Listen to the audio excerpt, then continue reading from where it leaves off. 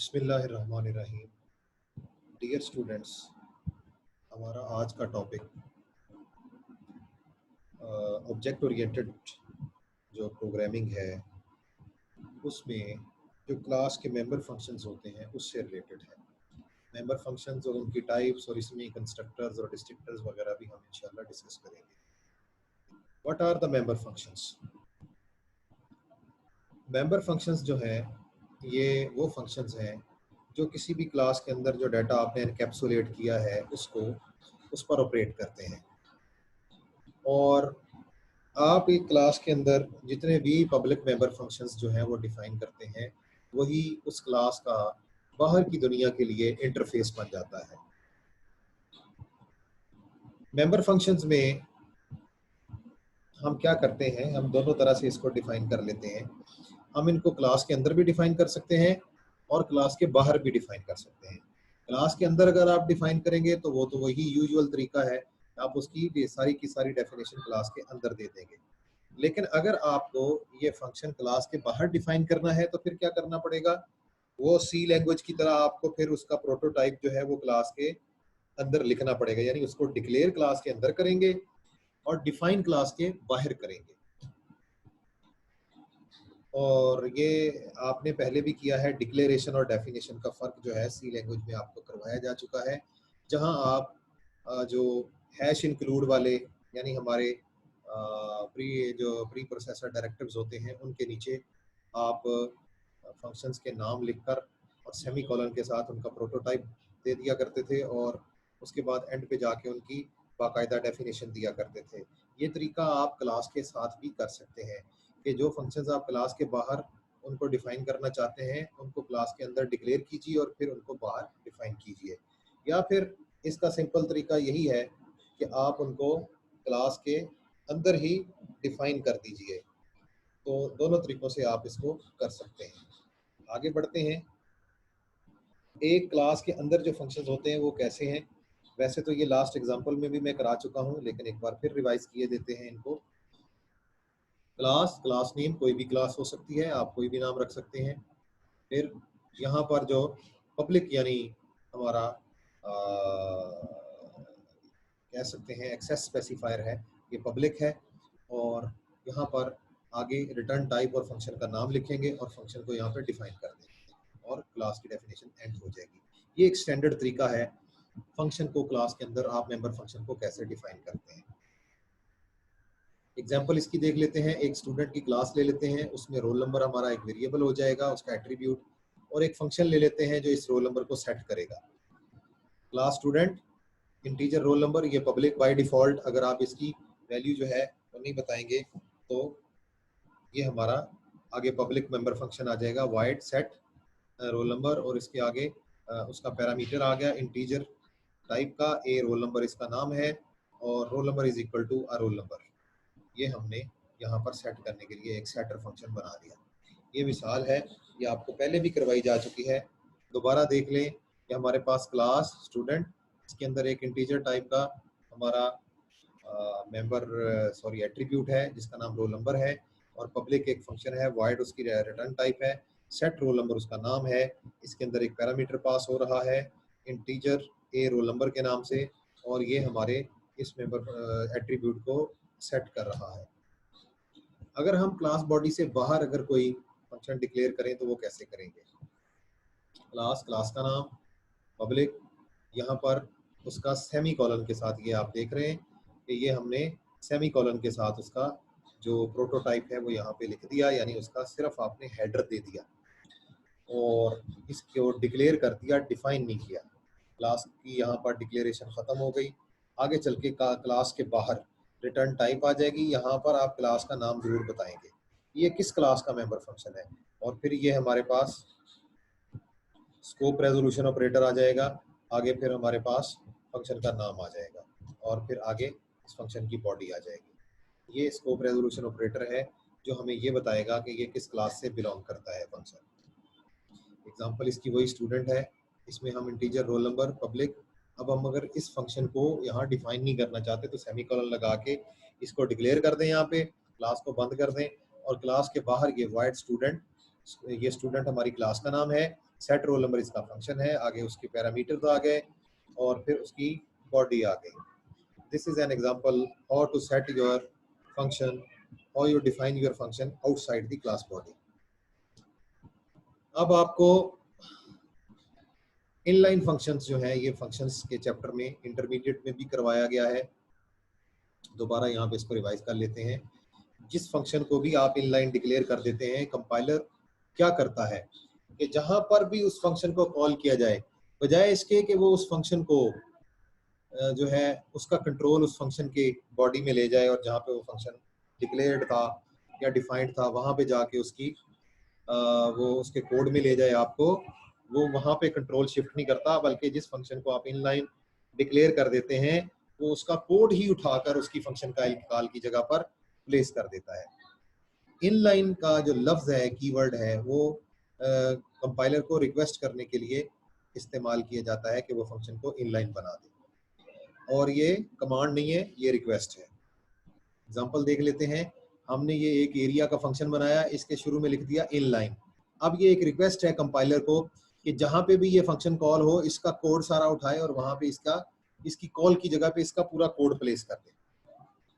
ये हमारे पास इसका कोड है, लेंथ को हाइट के साथ ज़रब दे रहा है और यहाँ पर मेन में हमारा जाकर ये फंक्शन कॉल हुआ है एरिया, और ये इसके पैरामीटर्स पास हुए। अब जब यहाँ पे ये कॉल होगा तो बजाय इसके कि यहाँ से कंट्रोल शिफ्ट होके यहाँ पर जाए, ये क्या करेगा, लेंथ और हाइट की जो ज़रब वाली ये कमांड है ये यहाँ पर प्लेस कर देगा कंपाइलर। तो ये वाला तरीक़ेकार कहलाता है इनलाइन फंक्शन।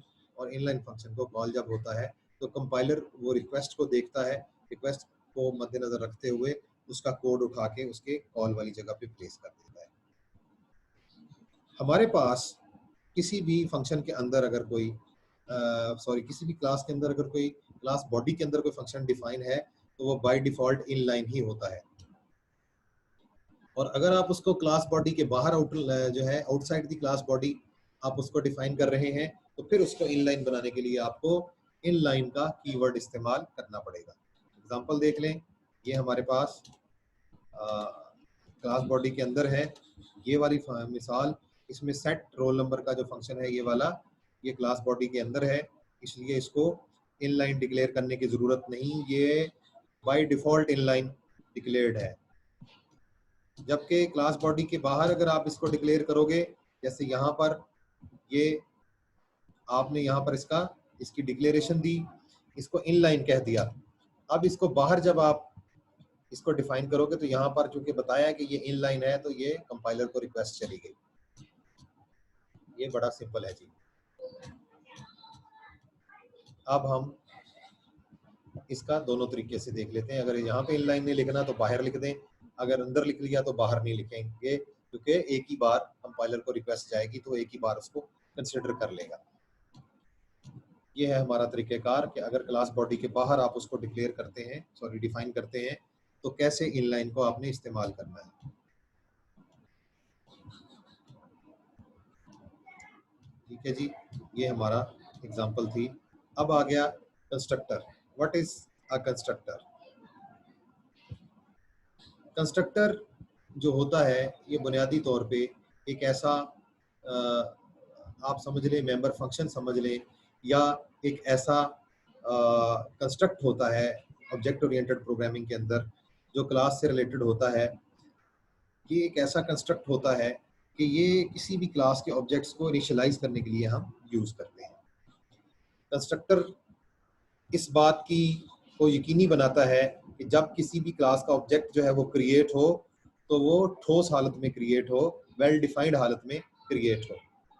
कंस्ट्रक्टर जब भी आप किसी भी ऑब्जेक्ट को कॉल जो है क्रिएट करते हो किसी भी लैंग्वेज में ऑब्जेक्ट ओरिएंटेड प्रोग्रामिंग की, तो कंस्ट्रक्टर ऑटोमेटिकली कॉल हो जाता है। कंस्ट्रक्टर अमूमी तौर पे एक्सप्लिसिटली कॉल नहीं किए जाते, अनलेस अदरवाइज आपकी कोई ऐसी रिक्वायरमेंट है कि आपको उसको एक्सप्लिसिटली कॉल करना पड़ जाए। कंस्ट्रक्टर एक ऐसा फंक्शन है जिसका नाम क्लास का ही नाम होता है। मैंने आपको बताया कि ये मेंबर फंक्शन ही होता है किसी क्लास का, लेकिन ये उस क्लास के ऑब्जेक्ट्स को जब वो क्रिएट होते हैं तो उसको इनिशियलाइज करने के लिए हम यूज़ करते हैं। तो कंस्ट्रक्टर बुनियादी तौर पे जो क्लास का नाम है वही कंस्ट्रक्टर का नाम होगा। इसकी कोई रिटर्न टाइप नहीं होती, बिकॉज इसने सिर्फ ऑब्जेक्ट को इनिशियलाइज करना होता है। कंस्ट्रक्टर्स पब्लिक मेंबर्स होते हैं, हमारे जो क्लास होती है उसके पब्लिक मेंबर्स होते हैं। एग्जांपल ले लेते हैं, ये हमारी क्लास स्टूडेंट है, ये पब्लिक, यहाँ पे ये है, देखें क्लास का नाम भी स्टूडेंट, और ये देखें ये फंक्शन है, इसका नाम भी स्टूडेंट। इसकी कोई रिटर्न टाइप नहीं है शुरू में, ना वॉइड ना इंट ना कुछ भी नहीं, और यहाँ पर इसके अंदर कोई अभी पैरामीटर पास नहीं हमने किया। और ये देखें ये रोल नंबर वाला जो हमारा वेरिएबल था, एट्रीब्यूट था, उसको 0 इसने कर दिया। ये है हमारा कंस्ट्रक्टर की एग्जांपल, जो क्लास का नेम है वही इसका नाम है। अब इसको जब हम क्लास के वेरिएबल को यहाँ पर क्लास का वेरिएबल बना रहे हैं या क्लास का एक ऑब्जेक्ट क्रिएट कर रहे हैं, तो कंस्ट्रक्टर जो है यहाँ पर इम्प्लिसिटली ऑटोमेटिकली कॉल हो जाएगा। ये जब आपने ऑब्जेक्ट क्रिएट किया तो इस ऑब्जेक्ट की क्रिएशन के टाइम पे उसको इनिशियलाइज करने के लिए कंस्ट्रक्टर ऑटोमेटिकली कॉल हो गया। डिफॉल्ट कंस्ट्रक्टर क्या होता है जी? What is default constructor? जिस कंस्ट्रक्टर में आप कोई भी आर्गुमेंट पास ना करें, या यानी जिसका कोई भी पैरामीटर ना हो, जिसकी पैरामीटर लिस्ट खाली हो, वो डिफॉल्ट कंस्ट्रक्टर होता है। अगर आप किसी क्लास का डिफॉल्ट कंस्ट्रक्टर नहीं बनाते तो कंपाइलर फिर उसका ऑटोमेटिकली डिफॉल्ट कंस्ट्रक्टर जनरेट कर देता है। मिसाल के तौर पे इस मिसाल में आपको दिखाते हैं कि कैसे वो जो है किसी क्लास के डाटा मेंबर्स को इनिशियलाइज करने के लिए डिफॉल्ट कंस्ट्रक्टर कंपाइलर बना देता है। ये क्लास स्टूडेंट की ही मिसाल है। इसके अंदर हमारा एक वेरिएबल है इंटीजर टाइप का, रोल नंबर, एट्रीब्यूट है, कैरेक्टर टाइप का नाम है, फ्लोट टाइप का जीपीए है, और पब्लिक में आ जाते हैं। यहाँ पर कोई कंस्ट्रक्टर आपने डिफाइन नहीं किया। अब अगर आपने कोई डिफॉल्ट कंस्ट्रक्टर डिफाइन नहीं किया तो कंपाइलर खुद इसकी जगह पे इन तीनों जो एट्रीब्यूट्स हैं इनको इनिशियलाइज करने के लिए कंपाइलर खुद से एक जो है वो कंस्ट्रक्टर जनरेट कर देगा। ये देखें integer roll number, character name, float GPA, और आपने कोई कंस्ट्रक्टर्स यहाँ पे डिफाइन नहीं किए। अब आ जाते हैं कंपाइलर जब इसका ऑटोमेटिकली डिफॉल्ट कंस्ट्रक्टर जनरेट करेगा तो कैसे होगा वो? ये होगा वो इस जनरेटेड डिफॉल्ट कंस्ट्रक्टर में रोल नंबर को 0 कर देगा, वो जीपीए को 0.0 कर देगा, और नाम जो है उसकी जगह नल आ जाएगा। ये है कंपाइलर जनरेटेड डिफॉल्ट कंस्ट्रक्टर। ठीक है, उसके बाद है कंस्ट्रक्टर ओवरलोडिंग। ओवरलोडिंग आपने इंटर में सीखी है कि अगर आप एक ही फंक्शन को सेम नेम के फंक्शन को दोबारा इस्तेमाल करना चाहें तो उसकी रिटर्न टाइप मुख्तलिफ कर दें या उसके पैरामीटर्स की लिस्ट को मुख्तलिफ कर दें। तो इस तरह के फंक्शन जिनका नाम सेम हो लेकिन या तो उनकी रिटर्न टाइप में फ़र्क हो या उनके पैरामीटर्स की लिस्ट में फ़र्क हो, इस काम को कहते हैं फंक्शन ओवरलोडिंग। तो कंस्ट्रक्टर भी चूंकि एक पब्लिक फंक्शन होता है, किसी क्लास का मेंबर फंक्शन होता है, तो कंस्ट्रक्टर भी एक से ज़्यादा लिखे जा सकते हैं। सेम नाम के कंस्ट्रक्टर एक से ज़्यादा लिखे जा सकते हैं। इस काम को कंस्ट्रक्टर ओवरलोडिंग कहते हैं। कंस्ट्रक्टर्स में पैरामीटर भी पास किए जा सकते हैं और ये मुख्तलिफ डाटा मेंबर्स को स्पेशलाइज या सप्लाइड डाटा से इनिशियलाइज करने के लिए भी इस्तेमाल कर सकते हैं आप। एग्जांपल है हमारे पास ओवरलोडेड कंस्ट्रक्टर्स की। ये देखें स्टूडेंट, ये तो हमारा कंस्ट्रक्टर हो गया डिफॉल्ट, ये हमारा ओवरलोडेड कंस्ट्रक्टर हो गया। इसका नाम भी स्टूडेंट और नीचे वाले का नाम भी स्टूडेंट। ये दोनों कंस्ट्रक्टर तो हैं, लेकिन दोनों में फ़र्क क्या है? ये नीचे वाला ओवरलोडेड है, पहला डिफॉल्ट है, इसमें यानी आपका इनिशियलाइज हो जाएगा ऑब्जेक्ट, ये भी इनिशियलाइज करने के लिए इस्तेमाल होगा। लेकिन ये याद रखें जो के ओवरलोडेड आपके कंस्ट्रक्टर होते हैं वो बाय डिफॉल्ट खुद ब खुद कॉल नहीं होते, इम्प्लिसिटली सिर्फ और सिर्फ आपका डिफॉल्ट कंस्ट्रक्टर कॉल होता है। वो भी चाहे आपने डिफाइन किया हो तो खुद ब खुद इम्प्लिसिटली कॉल हो जाएगा, नहीं किया तो कंपाइलर इस आपकी जगह बना के कॉल कर देगा। लेकिन ये याद रखें कि हमारा जो ओवरलोडेड कंस्ट्रक्टर होगा वो आपको एक्सप्लिसिटली यानी खुद से कॉल करना पड़ेगा। यानी ये वाला स्टूडेंट जो है जिसमें कोई पैरामीटर नहीं है, ये डिफॉल्ट कंस्ट्रक्टर है, ये खुद खुद कॉल होगा ऑब्जेक्ट क्रिएशन के टाइम पे। लेकिन ये वाले जो हैं, जो भी आप ओवरलोडेड इसके जो है वो फ्लेवर रखेंगे वो खुद आपको एक्सप्लिसिटली कॉल करने पड़ेंगे। जैसे ये है, इसमें एक पैरामीटर आपने लिखा है तो ये एक ओवरलोडेड कंस्ट्रक्टर है। इसी तरह से ये एक और दूसरा ओवरलोडेड कंस्ट्रक्टर है, इसमें नाम भी है, रोल नंबर भी है। एक तीसरा ओवरलोडेड कंस्ट्रक्टर है जिसमें तीनों पैरामीटर्स हैं। अब हर में थोड़ा थोड़ा फर्क है लेकिन नाम सबका सेम है। This is called constructor overloading, ये इसकी एक मिसाल है। इसको कैसे इस्तेमाल करते हैं आगे ये देखें। हमने जो इसको डिफाइन किया, if roll number is less than 0 then roll number 0, else roll number is equal to a roll number. यानी हम देख इसमें ये चेक लगा रहे हैं कि हमारा अगर रोल नंबर नेगेटिव है तो उसकी जगह पे 0 लिख दें, ये हम इसमें चेक लगा रहे हैं। इसी तरह से इनको कॉल कैसे करना है ये देखें, स्टूडेंट स्टूडेंट 1। जब आपने ये किया तो यहाँ पर बाय डिफॉल्ट आपका डिफॉल्ट कंस्ट्रक्टर कॉल हुआ, लेकिन अगर आपने ऐसा कंस्ट्रक्टर जो ओवरलोडेड है उसको कॉल करना है तो आप इसको इस तरीके से कॉल करेंगे। आप अपने क्लास का नाम लिखेंगे, आगे ऑब्जेक्ट का नाम, और यहाँ पर आप उसका वो कंस्ट्रक्टर कॉल करेंगे जो आपने जो उसका ओवरलोडेड वर्जन है। यहाँ पे आप उसके जिसमें नाम आ रहा है, नाम वाला पैरामीटर आ रहा है, वो वाला वर्जन जो है आपने कॉल किया है। इसी तरह से इस ऑब्जेक्ट में आपने नाम और ये जो रोल नंबर है उस वाला वर्जन कॉल किया है।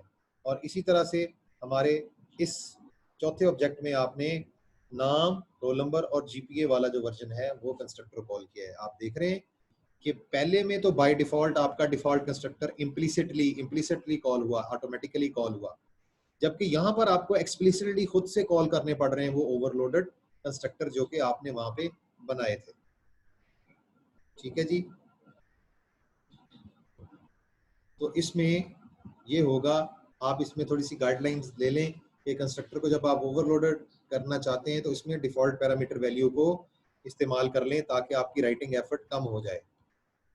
एग्जांपल क्या है ये देखें, यहाँ पर आप ये एक ओवरलोडेड कंस्ट्रक्टर बना रहे हैं स्टूडेंट क्लास का, इसमें नेम को नल कर दें, ये डिफॉल्ट पैरामीटर वैल्यू नल है और इसमें डिफॉल्ट पैरामीटर वैल्यू 0 है, और जीपीए में भी डिफॉल्ट पैरामीटर वैल्यू 0 है। तो it is equivalent to this default constructor. ठीक है, देखें आपके डिफॉल्ट कंस्ट्रक्टर के इक्विवेलेंट हो गया, लेकिन इसमें चूंकि आपने इसको ओवरलोडेड हालत में डिफाइन किया है तो इसको ओवरलोडेड हालत ही इसकी गिनी जाएगी। इसको एक्सप्लिसिटली कॉल तो एक्सप्लिसिटली करना पड़ेगा, लेकिन काम ये क्या करेगा, काम ये डिफॉल्ट कंस्ट्रक्टर वाला करेगा। ठीक है जी, ये हमारा जो चारों कंस्ट्रक्टर्स हैं इनको ये कॉपी करेगा। ठीक है, तो डियर स्टूडेंट्स, आज का हमारा जो टॉपिक था वो मेंबर फंक्शंस के बारे में था, जिसमें हमने डिफरेंट जो मेंबर फंक्शंस हैं उनकी एग्जांपल्स भी देखी और उनको पढ़ा भी। फिर हमने इनलाइन फंक्शंस के बारे में डिस्कस किया कि इनलाइन फंक्शंस जो हैं वो कंपाइलर कैसे उनको ट्रीट करता है, और इनलाइन का जो कीवर्ड है वो कंपाइलर उस रिक्वेस्ट को कैसे डील करता है। और फिर उसके बाद हमने कंस्ट्रक्टर का पढ़ा। कंस्ट्रक्टर्स के बाद हमने कंस्ट्रक्टर जो हैं वो बनाए और देखे कंस्ट्रक्टर कैसे चलते हैं, डिफ़ॉल्ट कंस्ट्रक्टर के बारे में पढ़ा और डिफ़ॉल्ट कंस्ट्रक्टर को देखा कि वो कैसे बनता है, वो कैसे चलता है। इसके बाद हमने ओवरलोडिंग पढ़ी, कंस्ट्रक्टर्स के ओवरलोडेड वर्जन देखे और उसकी मिसालें देखी और उनको ओवरलोड करने का तरीका देखा। तो डियर स्टूडेंट्स, आज के लिए इतना ही। इंशाल्लाह नेक्स्ट हम जो है वो कॉपी कंस्ट्रक्टर और डिस्ट्रक्टर वगैरह के जो कॉन्सेप्ट्स हैं उनके साथ हाजिर खिदमत होंगे। तब तक के लिए अल्लाह हाफ़िज़।